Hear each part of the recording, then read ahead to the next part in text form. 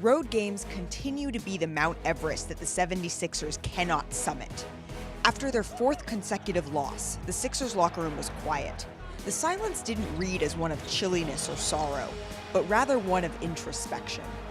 It really puts a lot of things in perspective and desperation. We lost 4 in a row now. It's like finding ourselves and trying to figure it out. I think good is going to come out of this.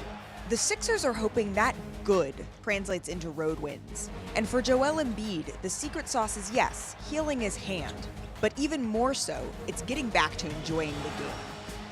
I'm trying to get back to the fun Joel, smile a little more for the whole season. Kind of told myself that I was going to be serious, and I felt like everybody just looked at it in a way that, I'm moody or I might not care. I do.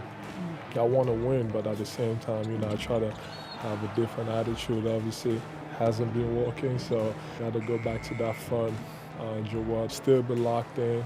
But a Sixers victory does not rest solely on the wide shoulders of Embiid. They have to build on the fight that they showed in the loss to Milwaukee. And as Tobias Harris pointed out, there are, quote, no moral victories in basketball, but there are lessons that they can take from this skid. You do find out a lot about culture when you go through ups and downs, and it's how you get through it. And I believe this team is a great team and a team that is destined for excellence, and we hold each other to that standard, and we'll continue to push each other and be ready for the next one. And the next one is Friday night at home against Memphis. Because as Brett Brown said on Thursday, this is a, quote, show me league. And it is time for the Sixers to show up. Here are 2 superstars. We had one superstar performance. Yeah, and sometimes you go to the touchscreen or go to the film and you say, let's break it down from a basketball perspective what happened. Sometimes it's really as simple, John, as saying, let's contrast the 2 stars, the 2 best players on the floor, the best player for each team. And when you take a look at the way the night went, Giannis Antetokounmpo, to me, the reason that this guy's an MVP, obviously he's going to win it again this year, and he's pulling away from people right now, is the relentlessness with which he plays. He is obsessed with being the best player every single night. And he gets what he wants to get. He tagged him there.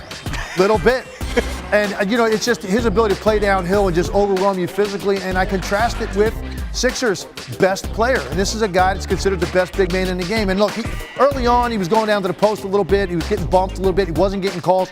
Frustrated him. But the second half, he basically spent the entire half behind the three-point line. And, when you have that kind of physical dominance, when you can go down to the post and basically be unstoppable, look, it takes a lot of energy to do that. And I think the way Joel Embiid plays sometimes, it doesn't look like he's got the commitment from a conditioning standpoint, from an energy standpoint, to want to do it. Because guess what? That means you have to sprint to the block. That's a long run. You've got to bang. You've got to establish position. You've got to hold it. You're going to get double teamed. You're going to get contact on your shot. And then what you got to do? You got to turn and you got to sprint to be the rim protector at the other end. And then do it again the next possession. And it doesn't seem like sometimes he's willing to do that. So the relentlessness, there's no comparison between the 2 players.